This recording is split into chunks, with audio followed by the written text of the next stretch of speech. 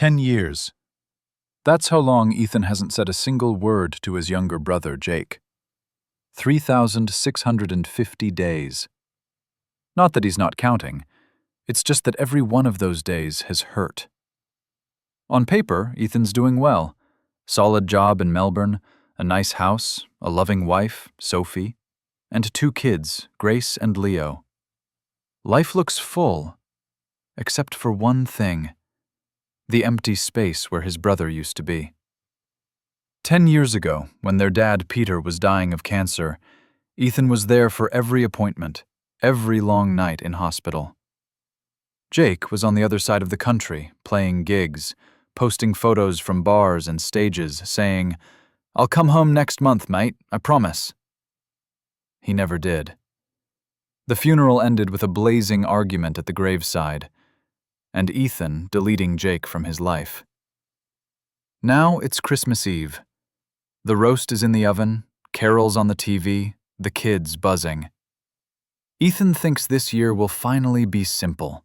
No drama, no past, no Jake. Then the doorbell rings. Leo sprints to the door, yanks it open, and there, under the porch light, is a man with tired eyes and a beat-up duffel bag.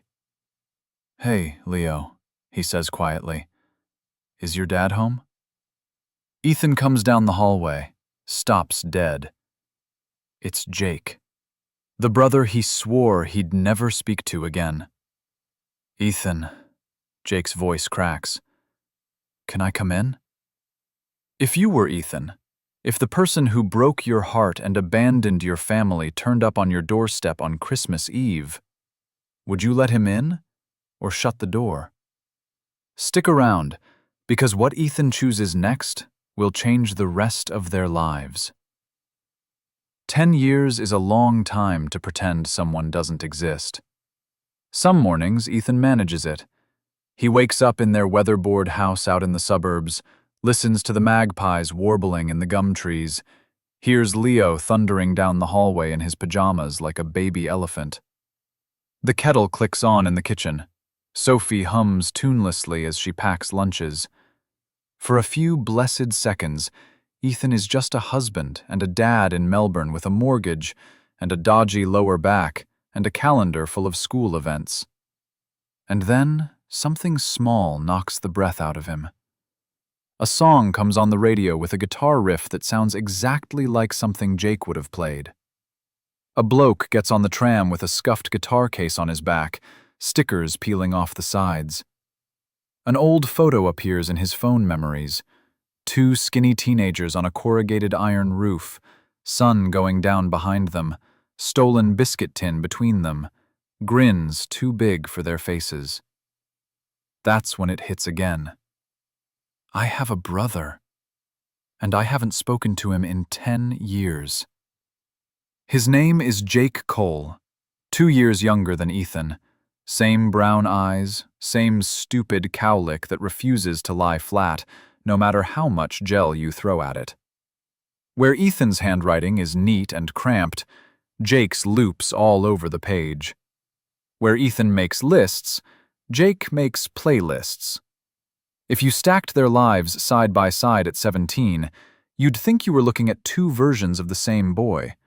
Same baggy school shorts, same cheap sneakers, same uniform shirts.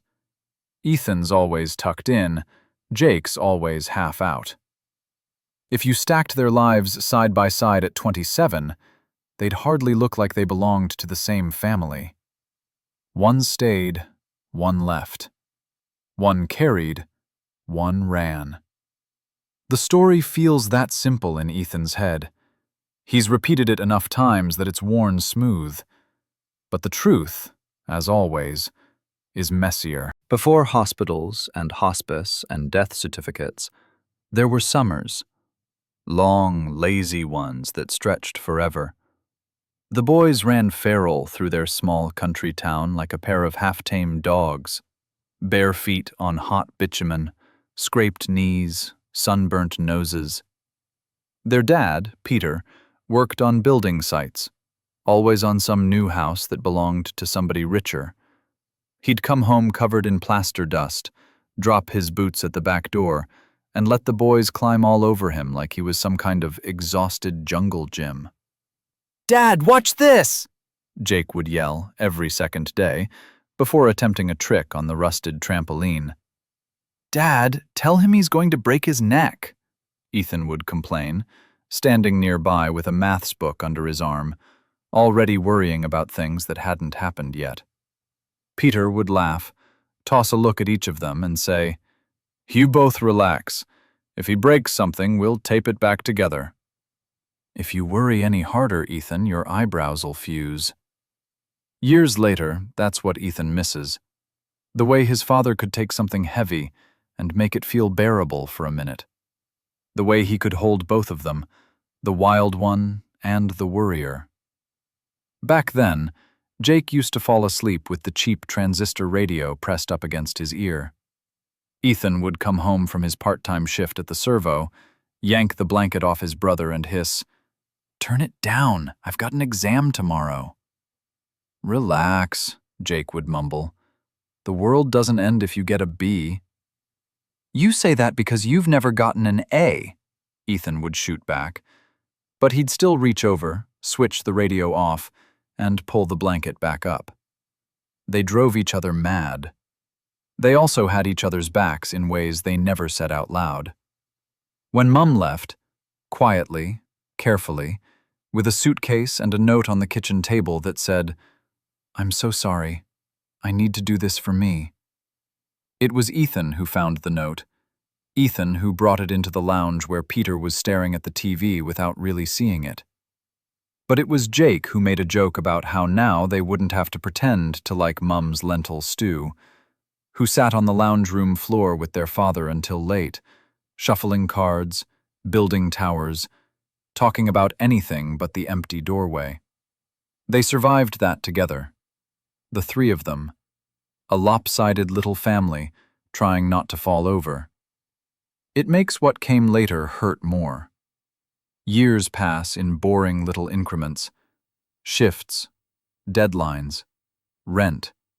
One day you're leaving school, making plans, and the next you're standing in a fluorescent-lit waiting room with a stack of pamphlets in your hand and a doctor saying words like stage 4 and palliative.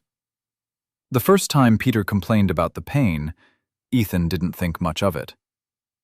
"Reckon those servo pies are catching up with me," Dad grumbled, pressing a hand to his stomach. "Should have gone with salad." "You haven't eaten salad since 1989, Ethan said, without looking up from the spreadsheet on his laptop. "Your body's finally filing an official complaint." They both laughed. It stopped being funny when the pain didn't go away. When Peter started missing days on site. When his tool belt sat on the hook by the back door for a week. Then 2. Sophie was the one who pushed. "He's losing weight," she whispered one night when they were brushing their teeth. "He's exhausted. He's not himself. He needs to see someone." "He's a stubborn old brick," Ethan muttered, toothpaste foam on his lips. "He'll go when he's ready." When he finally did, the GP's face went still in that specific way Ethan now knows means bad news. There were scans, referrals. "We just need to rule some things out." And then the specialist with the polite eyes and the tired voice and the gray and white images on the screen. "Pancreatic cancer," he said. "Stage 4. I'm very sorry." Words fell like bricks. Incurable. Aggressive. Months, not years. Afterward, in the hospital car park, Peter sat in the driver's seat with the keys on his knee and stared straight ahead. "Well," he said at last, letting the word out slowly. "That's a bugger." Ethan made a strangled sound that was half laugh, half sob. "We'll do the treatment," he said. "Chemo. Whatever they've got. People beat the odds all the time. We'll fight it." Peter glanced at him, that same gentle exasperation in his eyes. Of course we'll fight it, he said. But we've got to be honest about what we're fighting, mate. Honesty turned out to be a series of appointments, blood tests, cannulas taped to bruised skin, a calendar on the fridge with dates circled in red, oncologist, CT scan, chemo. Ethan took leave from work. First a week, then another. Then a conversation with his manager that ended with, "Do what you need to do. Family comes first." Jake called from Queensland with a roar of pub noise in the background. "How bad is it?" he asked. Ethan stood in the hospital corridor, hand pressed against cool painted plaster, trying to find words for the sight of their father curled in a hospital bed, skin yellowing around the edges. "We're managing," he said. "It's serious. But you know, Dad, he's cracking jokes at the nurses. He keeps rating the hospital meals out of 10. "But they're shocking," Jake said, grasping at the joke like a lifeline. 2 out of 10 on a good day, Ethan said. "Sometimes 3 if they don't cremate the veggies." "Classic," Jake said softly. "Look, we're on this coastal run. Coughs tonight, Brizzy tomorrow, then a festival the week after. If I bail on these, we lose the slot. But after that, I'll come home. Next month. I promise, Ethan." The word promise made Ethan's jaw clench. "Sure," he said. "Next month." He could have said, "He needs you now. He keeps asking when you'll walk in the door. I'm drowning." He didn't. Some combination of pride and stubbornness and the old story, the one where he's the reliable one and Jake is not, stopped him. "If it gets worse, you'll tell me," Jake added. "Yeah," Ethan said, looking into his father's room, where Peter was laughing at a crappy daytime TV show. "I'll tell you." When does worse begin? He still wonders that. When your father starts using the rail on the wall to get to the bathroom? When the pain makes him bite his own hand to keep from screaming? When a nurse says palliative in a tasteful, neutral voice? How bad does it have to be before you say, "Now"? The last weeks of Peter's life blur in Ethan's mind into a loop of corridor lights and medication charts. There are small, sharp memories, though. Islands in the gray.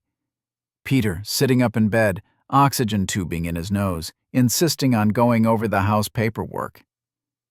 "You need to know where everything is, mate," he says, his thumb fumbling over sections of the will. Peter asking, suddenly, for the old photo albums. "Get the one with the blue spine," he says. "There's a shot of you two on that stupid roof. I like that one." Peter grabbing Ethan's wrist with surprising strength at 3 a.m, eyes wide, saying, "You'll look after Jake, yeah? He's not built like you. Needs more help." "He's a grown man, Dad," Ethan says, because it is easier to be irritated than terrified. "He can look after himself." "Doesn't mean he should have to," Peter mutters, then drifts off again, fingers still curled around Ethan's skin.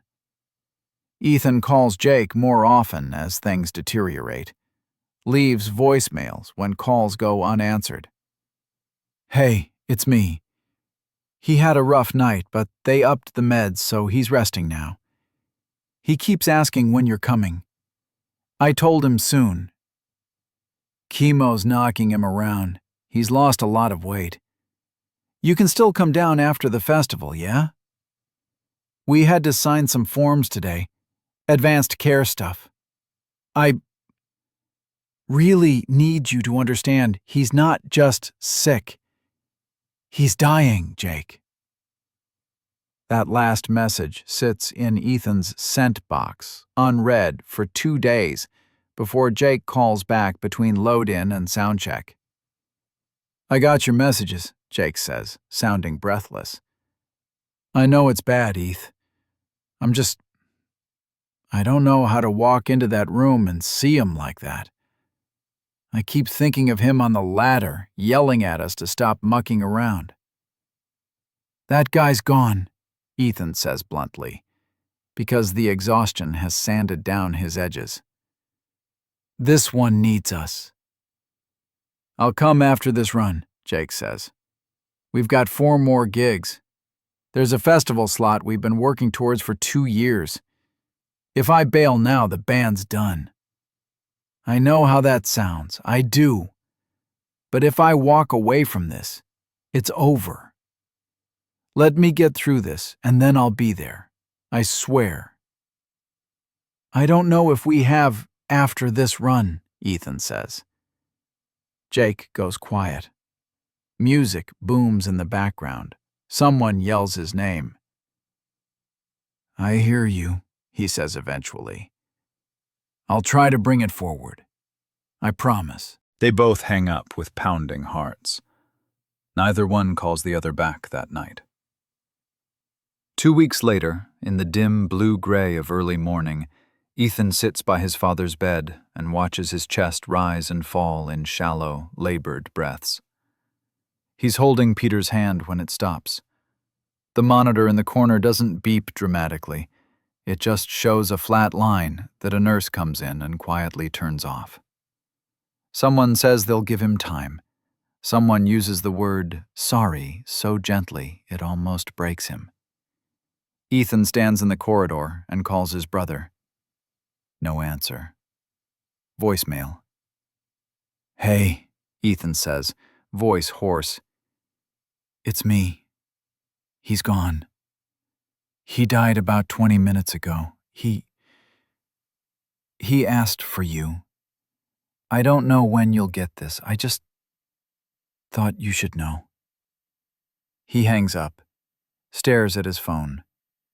For the first time since this started, he doesn't know what to do next. Then he does what he always does, makes a list in his head. Call Mum. Call the funeral home. Find the folder with his insurance. Talk to the doctor about paperwork. Keep moving so the grief doesn't catch up. Jake calls that evening, voice thick. "I missed it," he says. "I'm so sorry, Ethan. I was on stage. I had my phone on the amp, and when I came off we had to pack down and I saw your message too late. I'm flying down for the funeral. I swear I am. I'll be there." "You should have just been here already," Ethan says quietly, then hangs up, because if he stays on the line, he'll say worse. The funeral is held on a day so bright it feels disrespectful.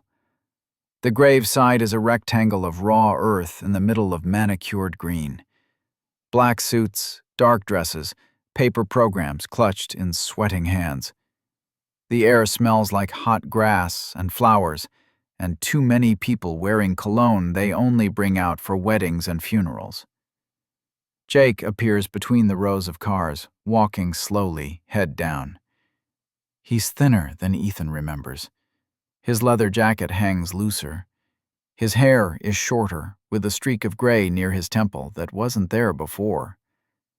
He wears a plain black shirt, black jeans, and boots that have seen better days. For a heartbeat, as he approaches, Ethan's chest lifts with something like relief. There you are. Then the other feeling rushes in. The one made of every night in the hospital, every quiet panic, every time Dad said, "Where's Jake?" with a hopeful tilt to his voice. Ethan turns away before Jake can catch his eye. During the service, they stand on opposite sides of their mother. She grips both their hands so tightly her knuckles whiten. The priest talks about Peter's work ethic, his humor, his love for his family. Someone from the union says a few words about a good bloke who always stayed back to help pack the truck. The words wash over Ethan in a warm, meaningless wave. When it's time to lower the coffin, ropes creak. Soil hits wood with a heavy, final thud. "Dad would hate this suit," Jake whispers suddenly, voice unsteady. "He'd say it makes him look like a bank manager." Ethan doesn't answer. His throat is closing up. Afterwards, in that awkward milling about stage where nobody knows whether to stay or go, Jake finally corners him behind the line of parked cars. "I'm sorry," he says instantly, "for not getting here sooner. I should have come when you first called, I know that. I was scared and selfish, and I kept thinking there'd be more time." Ethan stares at him. The gravel under his shoes crunches as he shifts his weight. "Where were you 3 weeks ago when he fell getting out of bed?" he asks quietly. "When I had to pick him up off the bathroom tiles, and he cried because he was embarrassed I had to see him like that. Where were you when he couldn't hold his own fork?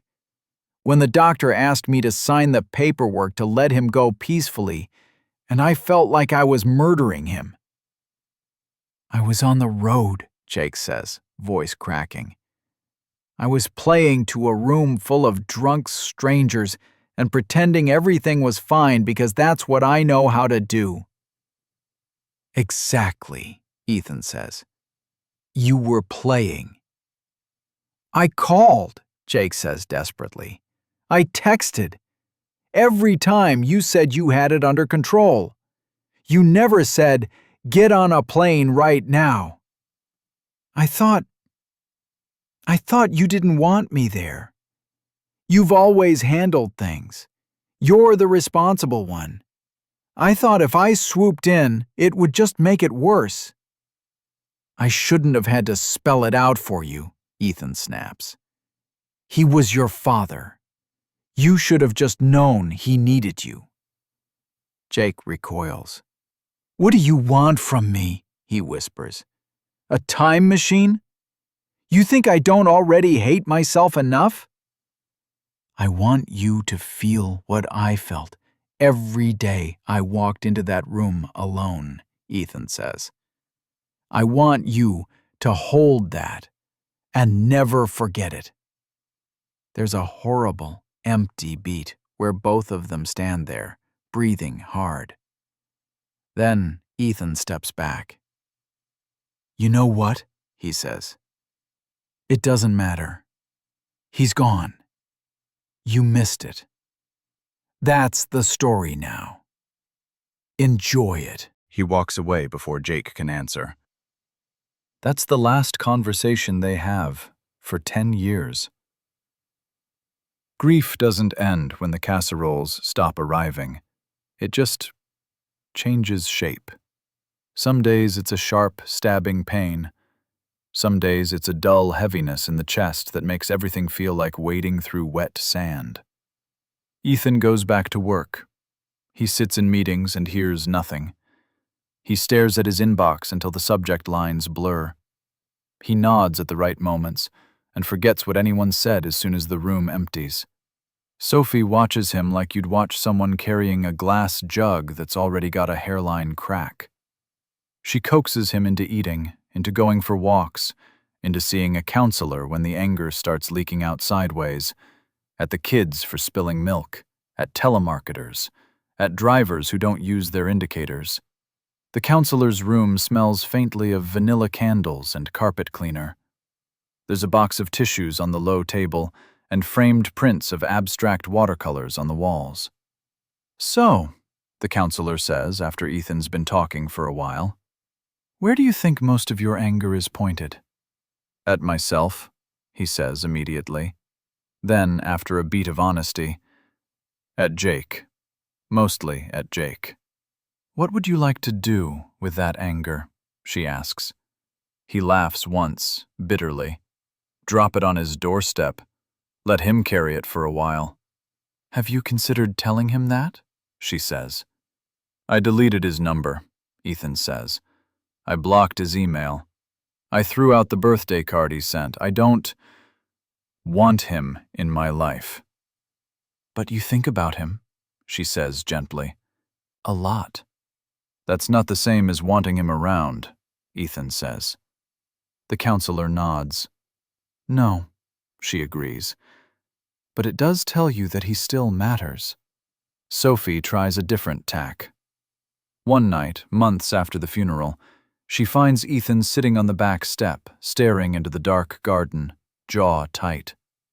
Tell me the story again, she says, sitting beside him. What story? He mutters.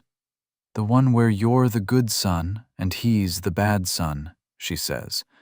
The one where you saved the day and he ran away. He bristles. It's not a story, Soph. It's what happened. It's what happened, she agrees. It's not the only way to tell it. He doesn't answer. Eventually, she sighs and leans her head on his shoulder. Just try to remember that you both lost the same person, she whispers. You both lost your dad.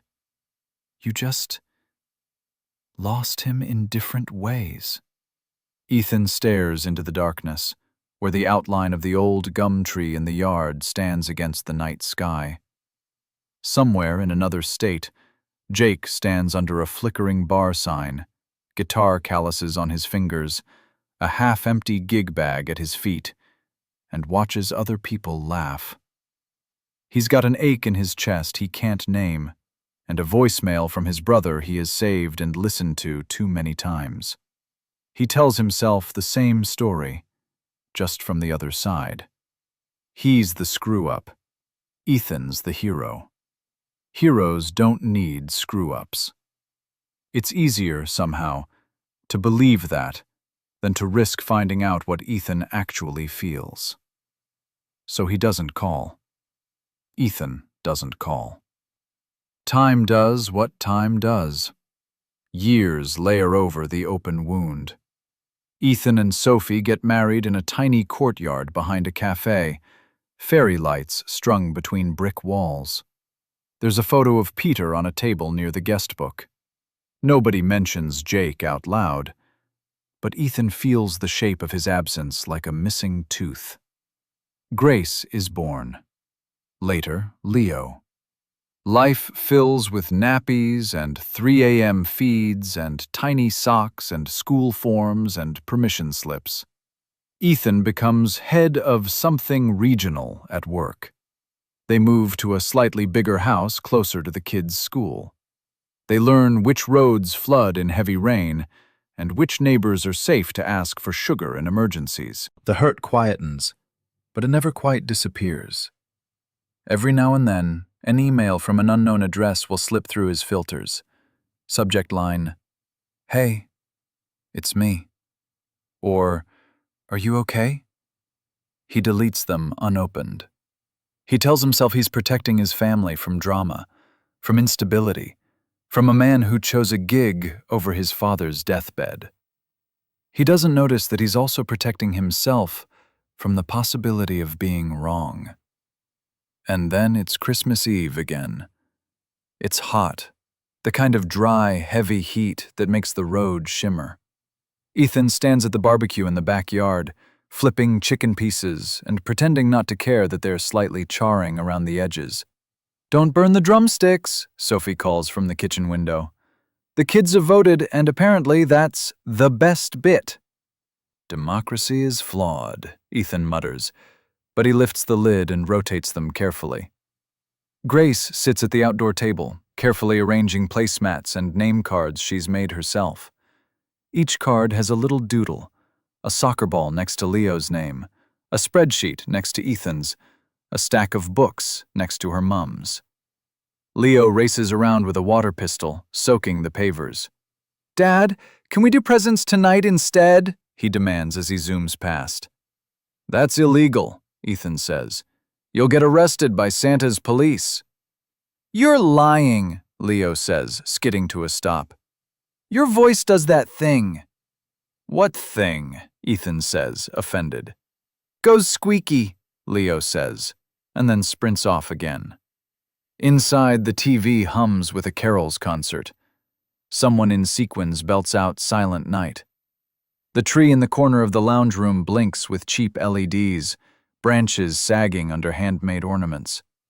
It's not perfect. The aircon rattles, the sliding door sticks. But it's theirs. It's safe. It's predictable. Ethan holds on to that predictability like a life raft. Christmas these days means just the four of them. No awkward questions. No ghosts at the table. They've made their own rituals. Board games after lunch, a walk to the park when it cools down, bad Christmas movies in the evening. Table's set, Grace announces, hands on her hips. Chicken's nearly done, Ethan replies. The doorbell rings. He frowns. We're not expecting anyone, are we? He calls. Sophie appears in the doorway, wiping her hands on a tea towel. Maybe it's Mrs. Patel with her famous rocky road, she says hopefully. Or a parcel. Or a lost caroler. I'll get it, Leo yells, abandoning his water pistol and thundering down the hallway. Walk, Sophie calls automatically, then shrugs at Ethan. I tried. Ethan follows, slower, pulling the tea towel off his shoulder and tossing it onto the back of a chair as he goes. The hallway walls are lined with framed photos. Grace's first day of school, Leo covered in mud at the park, Sophie grinning in a ridiculous sun hat, the four of them on a windy beach. Leo flings the door open. Hi, He says, breathless. are you? He stops. His voice disappears. Ethan rounds the corner and sees the man on the doorstep. For half a second, his brain blanks, like a computer freezing. The heat outside presses in. The sky is yellow-white. There's a high buzzing noise in his ears. The man on the step looks older than the last time Ethan saw him. 10 years older, obviously. But it's more than that. There are grooves at the corners of his mouth that weren't there before. His hair is shorter, streaked with gray. There's a small white scar at his hairline, like something once hit him hard enough to break skin. His t-shirt is faded, his jeans worn, his boots dusty. A duffel bag hangs from his hand. Hey, Leo, the man says quietly. Is your dad home?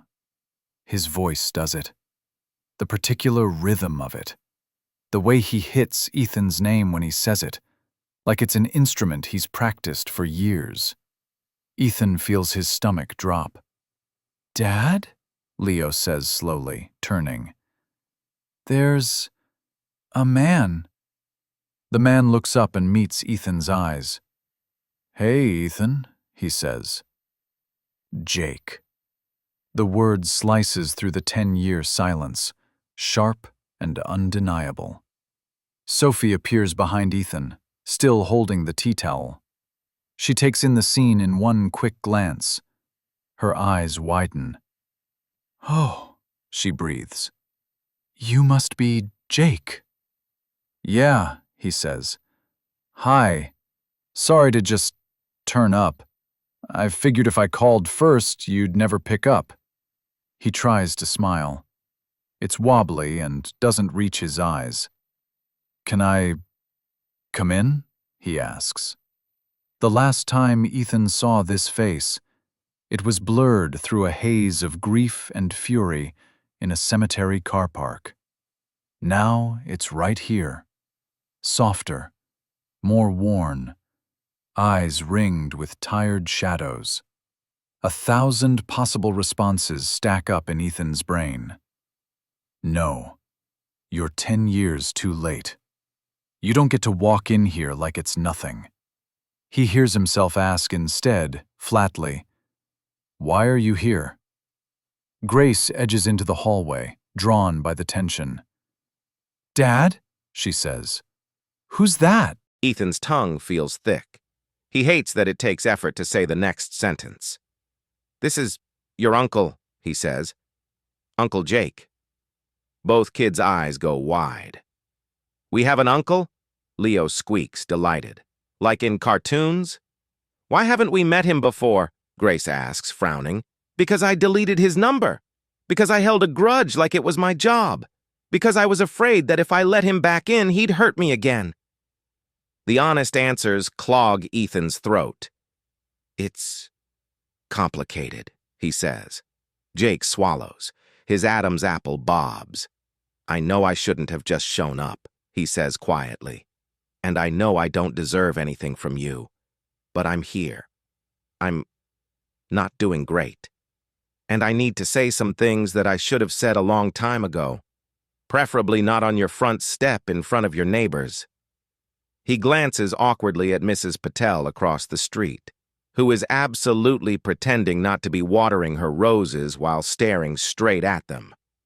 Sophie rests a hand lightly on Ethan's arm. "Maybe we should at least go inside," she murmurs.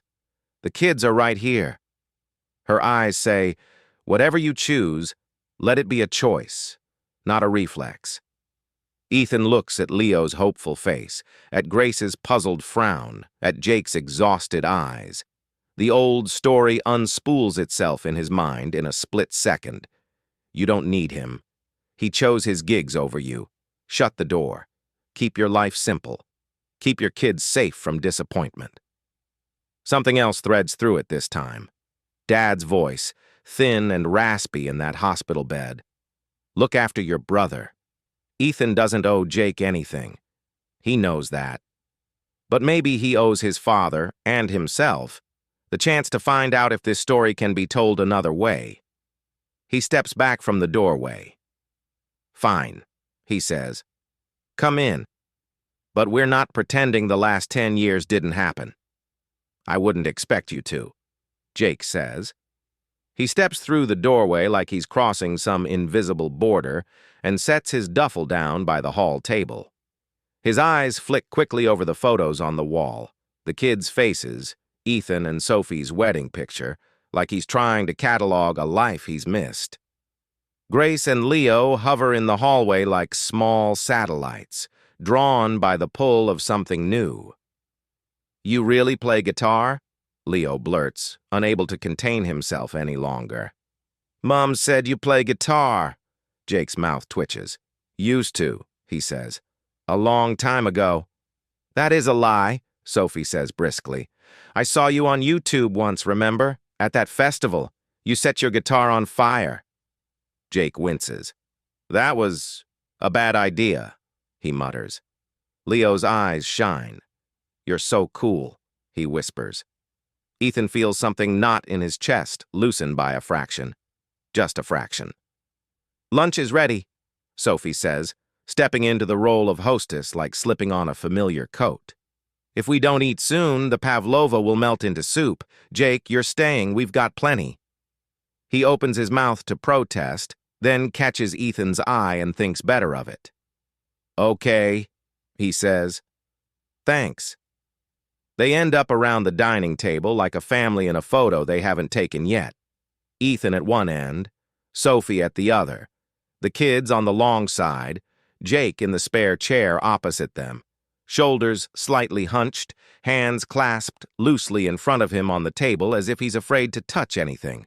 The table is covered in mismatched plates, bowls of salad, the slightly charred but still edible chicken, potatoes that stuck to the pan but taste fine, a jug of watered-down cordial.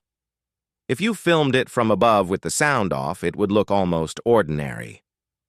"So," Sophie says, in that social bridge tone she uses at school functions. "Jake, what do you do now?" He takes a breath. This is the first tiny test. Tell the polished version or tell the truth. "Construction," he says. "Framing mostly, some demo, whatever the crew needs." "You're on the tools?" Ethan raises an eyebrow despite himself. "You, Mr. I don't do early mornings?" Jake gives a half smile. "You'd be amazed what you can do when the alternative is sleeping in your car." The table goes still for a moment. You slept in your car? Grace asks softly. Grace, Ethan says, warning in his voice. It's all right, Jake says. Yeah, a little while. Things got messy. Messy like your bedroom, Leo says. Or messy like the bin when the possums get in. Messy like Dad's shed when Grandpa was still alive, Ethan says automatically, then feels the air dip. Messy like, I made some bad decisions, Jake says more gently. And they caught up with me. Kids, Sophie says, how about you tell Uncle Jake what you got for Christmas? It's an awkward pivot, but it works.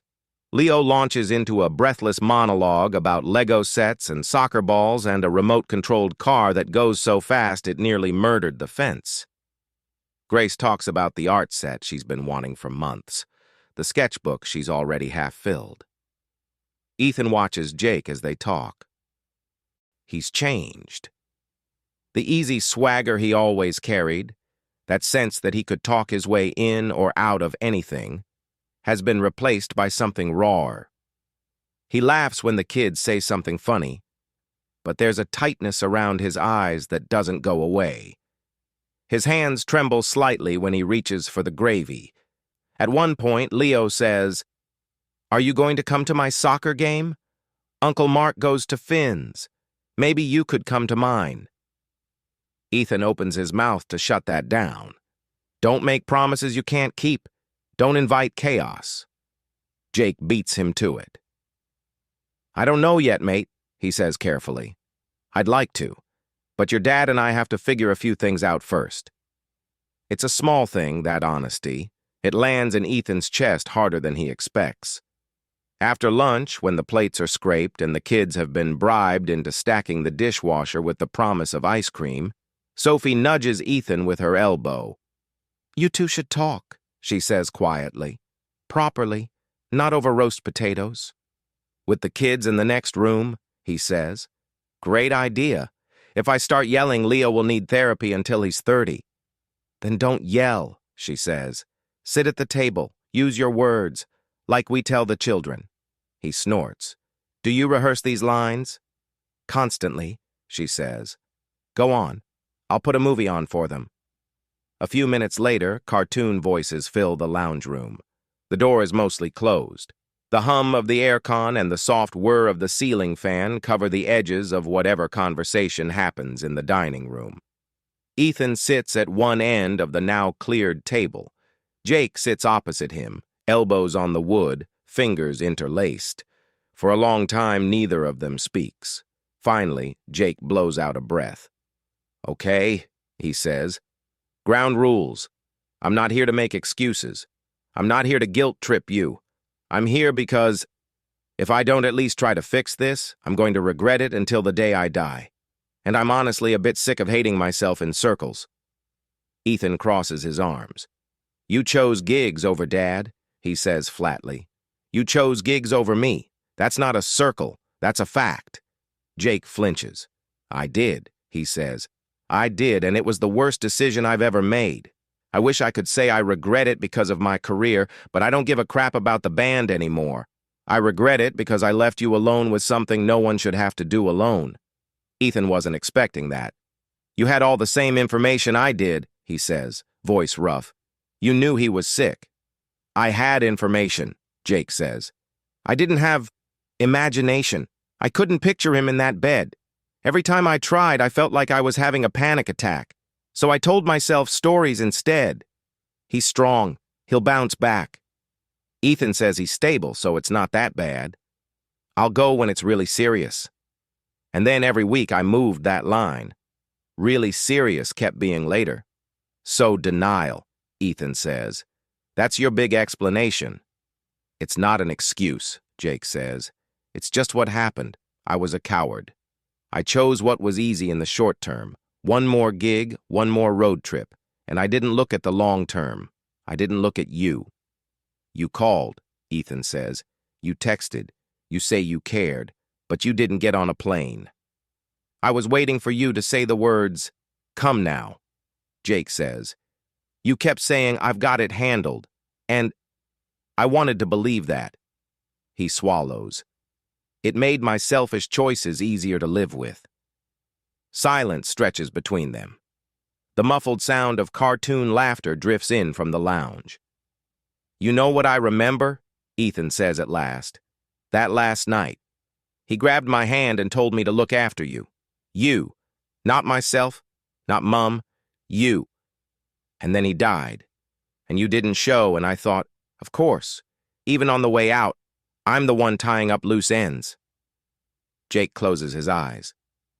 "I didn't know he said that," he whispers.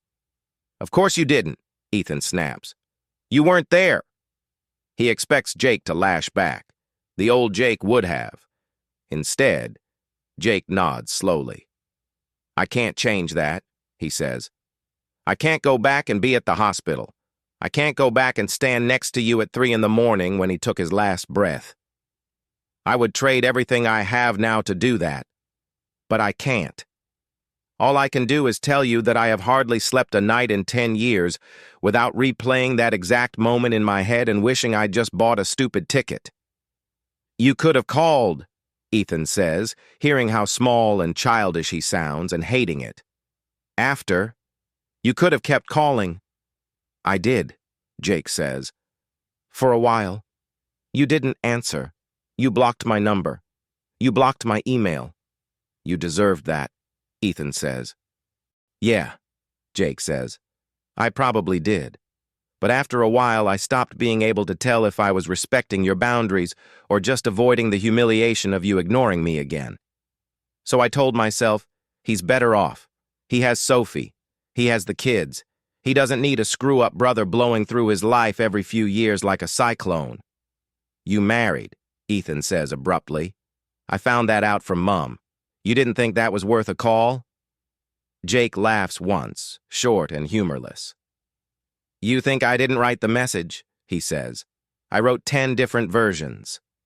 I got married. Her name's Hannah. I wish you were here. I know I don't deserve it, but I'd love for you to meet her." Every time, I'd get to the bit where I hit send, and I'd hear your voice in my head saying, "You couldn't be here for Dad, but you want me at your wedding?" So I didn't hit send. "What happened?" Ethan asks. "To her. She left," Jake says, "a couple of years ago. She was tired. Of the gigs, of the long hours, of the fact that any time real-life problems came up, I'd either make jokes or bolt. She said I was physically present but emotionally somewhere else. I guess she wasn't wrong." Ethan thinks of Sophie, tired and gentle and stubborn, as she nudged him towards therapy, towards talking, towards not shutting down. He thinks of how close he came some nights to doing exactly what Jake did, turning away from the hard thing, pretending it wasn't happening. "What have you been doing since?" he asks. Jake shrugs. "Odd jobs, laboring, kitchen handwork, bit of busking, nothing glamorous. I'd like to say hitting rock bottom taught me perspective, but apparently rock bottom has a basement." "What happened?" Ethan says, despite himself. "The company I was with went bust," Jake says. "Didn't get paid for 3 weeks. Rent piled up. I started choosing between petrol and food. Landlord changed the locks. I ended up in the car. I told myself it was temporary, like everything else. Just until the next gig. Just until the next job. One night, lying there with my feet wedged up against the door and my knees smashed into the steering wheel, I realized I was rehearsing what I'd say to you for the 1,000th time, and it hit me. I'd rather you slammed the actual door in my face than have another 10 years of imaginary conversations." "So you drove down," Ethan says. "So I drove down," Jake echoes. "I sat around the corner for an hour this morning, watched you take the bins out, watched Leo chasing the cat with a Santa hat. I nearly left. I thought, he looks happy, he doesn't need me. Then I remembered Dad's voice, and I thought, maybe this isn't about what I deserve. Maybe it's about what he asked us to be for each other. So I got out of the car and walked up your path." Ethan listens, really listens. He hears the things he already knew, the selfishness, the absence. He also hears things he hadn't let himself consider, the fear, the shame, The fact that Jake has been carrying his own version of this story all along. I don't know how to forgive you, Ethan says finally. I don't know if I can. I've built 10 years of my life around not forgiving you. Around that being the line between us. I'm not asking you to forgive me today, Jake says. I'd like it, obviously. That'd be nice. But I'm not entitled to it. I'm asking you to let me exist again. In your phone, on your street, in your kids' knowledge of who their family is. Even if that's all it is, I'll take it. You're asking me to trust you, Ethan says. I'm asking you to give me the chance to earn your trust, Jake corrects. Slowly, boringly, by doing dishes and showing up when I say I will and not disappearing when it's hard. The boringly makes Ethan's mouth twitch. Trust used to be easy, you know, he says quietly. When we were kids, I knew you'd be on the roof when I climbed up. I knew you'd stand at the bottom of the ladder and shout if Dad was coming. Jake smiles, properly, for the first time since he arrived. You were the one painting the giant target on the school roof, he says. I was just there for moral support. You always were, Ethan says, and realizes with a jolt that it's true. For all his unreliability later, for all the absences, young Jake had stood beside him through things Ethan now barely remembers clearly. Mum leaving, Dad's first injury on site, the day they moved schools. He's edited those parts out of his narrative without meaning to. I don't want to erase the fact that you hurt me, Ethan says slowly. Because you did. I don't want to pretend Dad's last weeks didn't happen the way they did. But I also don't want to spend the next 10 years telling the same story about you if there's a chance it could be different. Jake's eyes shine. He blinks hard. So, what does different look like? He asks. Ethan stands up. His legs feel shaky like he's been sitting too long. He walks around the table. Jake tenses as if he's braced for impact. Instead, Ethan stops beside him. We start with this, he says, and opens his arms. For a moment, Jake doesn't move. Then he pushes his chair back and stands, and they step into each other's space. It's not a movie hug. No swelling music, no slow spin. Ethan's shoulder bumps the light fitting. Jake's elbow knocks a spoon onto the floor. They smell like leftover gravy, sweat, and nerves. But something in Ethan's chest, tight and twisted for a decade, unknots slightly. I missed you, he says into Jake's shoulder, the words surprising him as they come out. Jake sucks in a breath. I missed you too, he whispers. So bloody much. They stand like that longer than either of them would admit. Two boys in men's bodies clinging on like they're 13 again and the world just tilted under their feet. When they finally pull apart, Sophie is in the doorway, half crying, half smiling, pretending she hasn't been eavesdropping. Right, she says briskly, wiping her eyes with the heel of her hand. Who wants dessert? Jake doesn't leave that night. He doesn't say, "Can I stay?" either. He just glances at his bag when the kids start yawning and says, I should probably find a motel somewhere. Don't be ridiculous, Sophie says immediately. It's Christmas. Everything's either booked out or triple the price. We've got a guest room. I don't want to impose, he says. Too late, she says. You already turned up with emotional damage. A body on the couch is nothing. Poetic, Soph, Ethan mutters. She jabs him in the ribs. The guest room used to be Ethan's home office. Over the years, it's become a dumping ground for spare laundry, outgrown toys, and the treadmill he swore he'd use. They clear a path. Jake unzips his duffel and pulls out a small, sad pile of clothes. One extra t-shirt, a pair of socks, a toiletry bag. That's it. What, no amp? Ethan says, trying for lightness and hearing the strain in his own voice. Traded it, Jake says, not quite looking at him. Long story, Ethan nearly asks. Then he decides they've had enough big feelings for one day. "Bathroom's down the hall," he says instead. "If Leo's in there, knock 3 times. Any less and you'll get an earful about privacy." Jake smiles. "Good to know."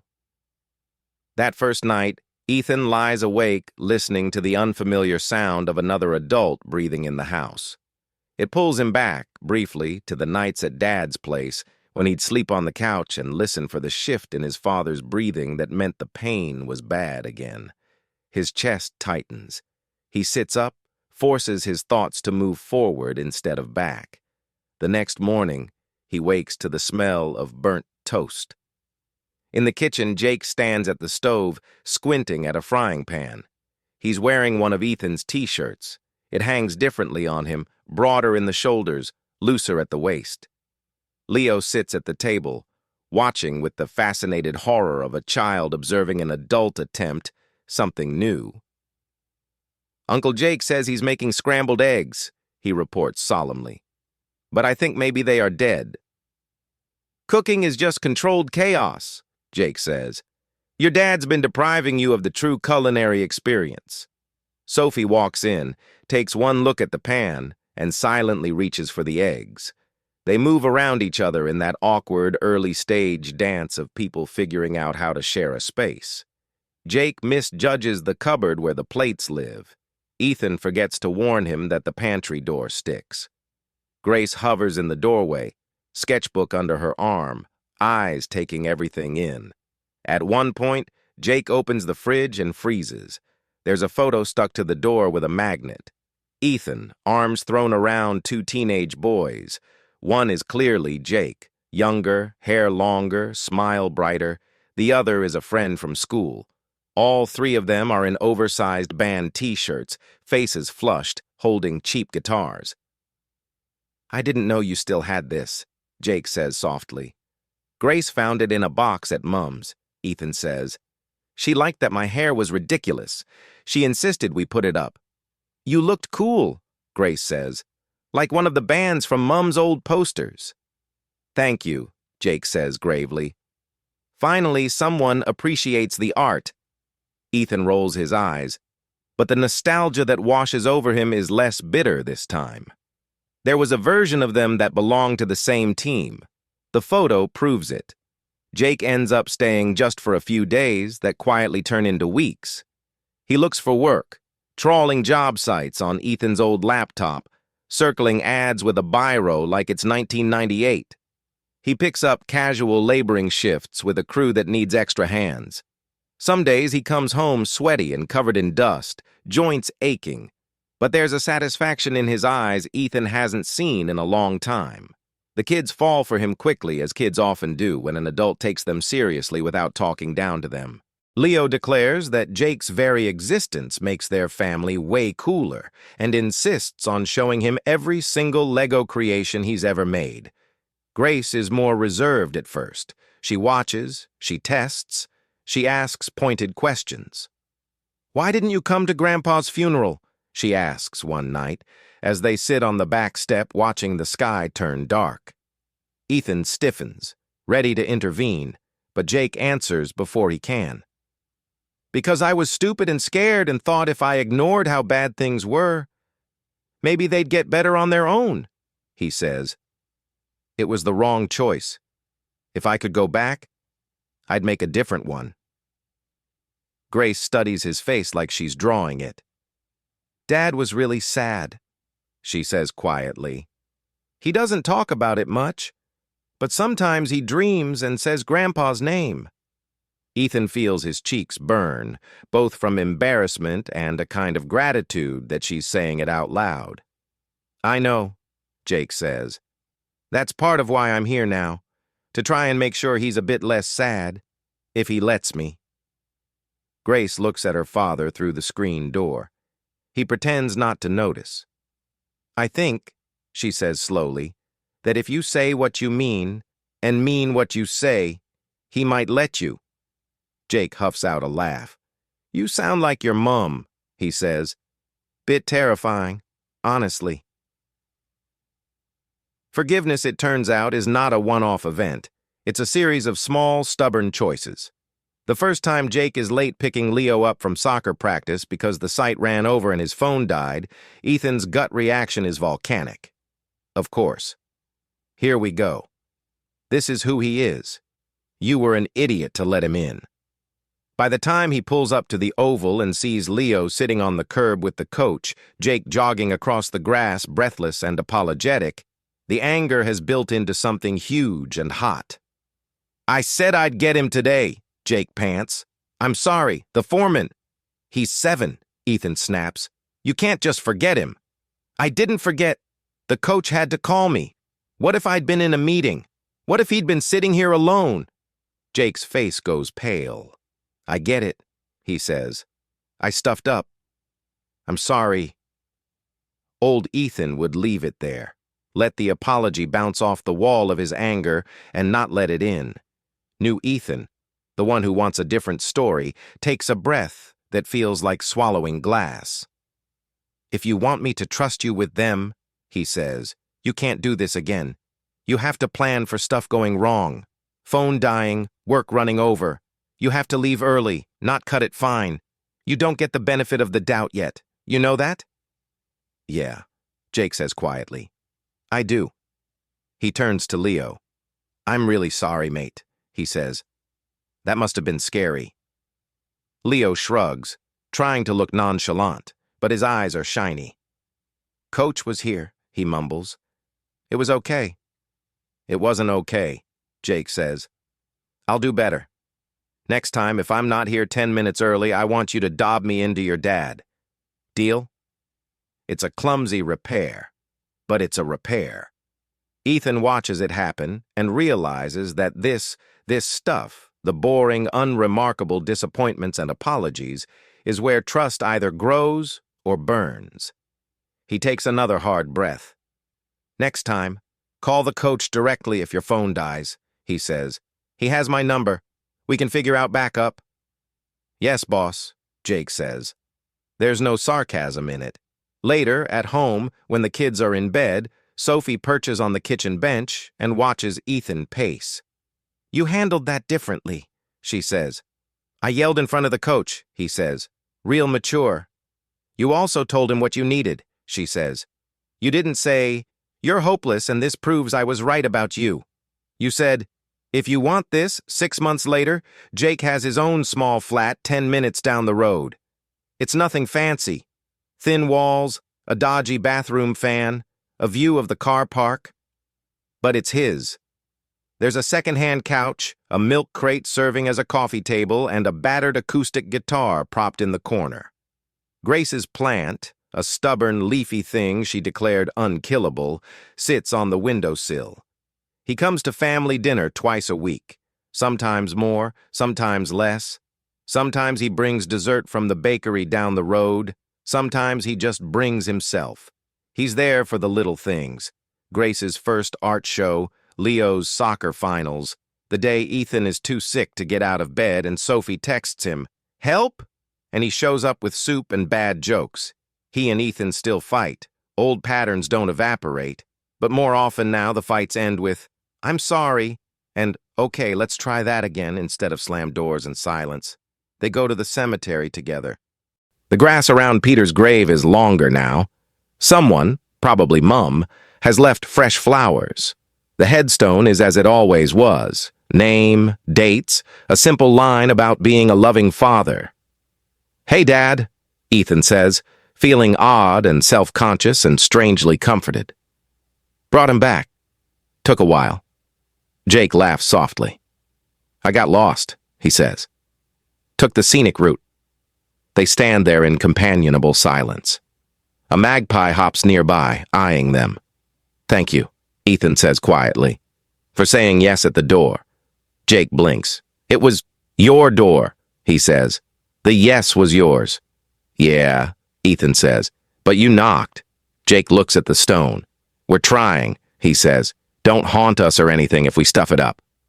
A breeze picks up, rustling the leaves. For a brief second, Ethan could swear he hears his father's voice.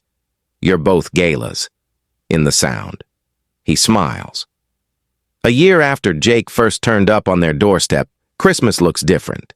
There's still the too-hot oven, the rattling air con, the slightly lopsided tree. But there's also Jake in a borrowed apron, bickering with Sophie about whether you can put chili in roast potatoes. "It's sacrilege," she says.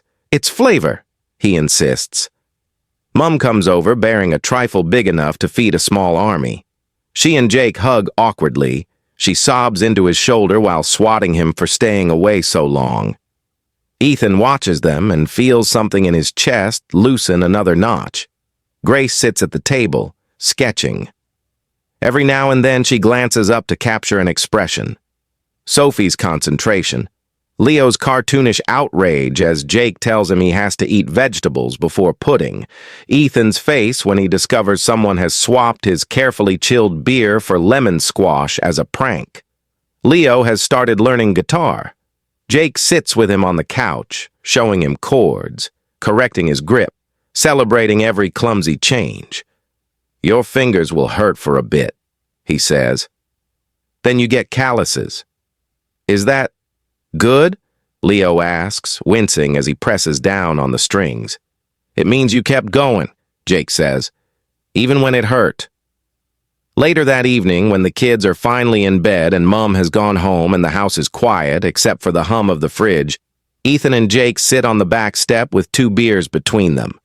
The sky above their small strip of yard is hazy with city glow. Somewhere nearby, a dog barks. A siren wails in the distance, then fades. "Remember the summer we tried to sleep on the roof?" Jake says suddenly. "Yeah," Ethan snorts. "Mum nearly killed us when she caught us climbing out the window. Said we were one loose tile away from the emergency room." "You were so sure you'd planned for everything," Jake says. "You had snacks, torches, bug spray, the radio. You didn't plan for Mum." "I never planned for the wild cards," Ethan says. "Turns out you were the biggest wild card." "Sorry about that," Jake says, half grinning. "Yeah," Ethan says, "but sometimes wild cards make the game worth playing." He takes a sip of beer, then adds more quietly, "I'm glad you knocked." Jake looks down at the label on his bottle, turns it slowly between his fingers. "I almost didn't," he admits. "I stood there and thought about all the ways it could go wrong, all the reasons you had to tell me to get lost. I thought about turning around 100 times. The only reason I didn't was I realized I'd already lost you. The worst had already happened. The only thing that could happen if I knocked was anything else." Ethan nods slowly. "For what it's worth," he says, "I almost didn't open it. I heard your voice, and for a second I was 27 again, and all the old stuff came roaring back. If the kids hadn't been right there, I might have shut the door." "Glad they're nosy," Jake says. "Me too," Ethan says. They sit there in the quiet for a while. "I used to tell myself this story," Ethan says eventually, "about who you were. You were the selfish one, the unreliable one, the one who chose a crowd over his family. It made things simple, black and white. I didn't have to think about all the ways I messed up too. I didn't have to acknowledge that I told you I had it under control because I was too proud to admit I needed help." Jake opens his mouth to protest. Ethan holds up a hand.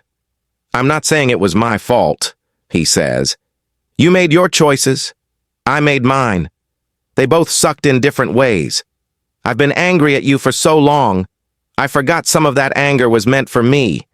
For not picking up the phone and saying, 'Come now, or you'll regret it forever.'" "Would I have come?" Jake wonders aloud. "I don't know," Ethan says. "Maybe. Maybe not. But at least I'd know I said it. I didn't. That's on me." Jake sits with that. Then he nods once. "So what now?" he asks. "Now we keep turning up," Ethan says. "You keep coming to soccer games. I keep answering your calls. You keep burning the eggs. I keep complaining about your music taste. We remember Dad together instead of separately." Jake smiles. "He'd have loved this," he says. "Us arguing over roast potatoes instead of not speaking. He'd call us idiots for wasting 10 years. Ethan says. Then tell us to put the kettle on, Jake adds. They both laugh, hearing their father's voice in their own mouths. 10 years is a long time to pretend someone doesn't exist. But it's not too long to open a door. Let them in and start learning, slowly, messily, imperfectly, how to be brothers again.